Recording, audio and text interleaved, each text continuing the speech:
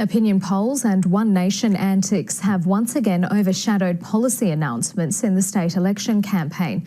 The Premier has seized on the One Nation woes in federal parliament, saying it proves a vote for the party locally would lead to chaos. But Annastacia Palaszczuk has also been forced to play down polling, which points to the Greens unseating her deputy in Inner Brisbane. State political reporter Sth Bris. Even with a hectic campaign schedule, there's always time for some Christmas shopping. I'll shout for the Premier. Oh, you got money too. Well, I had to buy one too. There we go. On the trail in Townsville, Annastacia Palaszczuk pledged to spend $154 million to reduce waiting lists for specialist appointments. But it was the surprise news that One Nation's new Senator Fraser Anning had left his party to sit as an independent that really put the zing into the Premier's press conference. Well, that says it all, doesn't it? I mean, this is what we saw previously, and it could all happen again. With pre-poll voting now underway, some Queenslanders have already made up their minds. In South Brisbane, the Greens are increasingly confident they'll get enough support to unseat Deputy Premier Jackie Trad.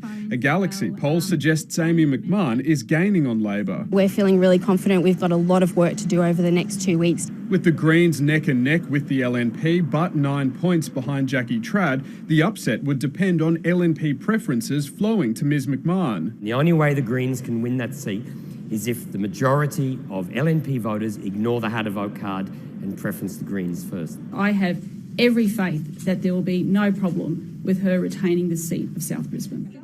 Minister Coralee O'Rourke is facing a tough battle in Mundingburra, and she thinks she knows why. To be honest, I think there's sometimes there is an uncertainty about what has been done.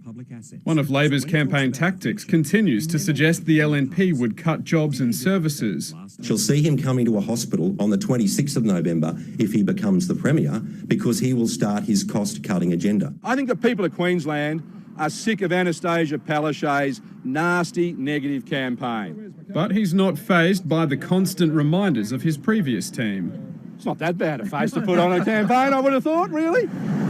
On the Sunshine Coast, Mr Nicholls was talking more road infrastructure. $215 million for a congestion-cutting link road in Kawana. Creating up to 1,300 new jobs and making it easier for people on the Sunshine Coast to get around. When it comes to big-ticket items like health, Labor so far is well in front on election promises. The LNP says it's saving its best till last. Let's go live to Sth Bris. Josh, both parties have revealed some major announcements tonight.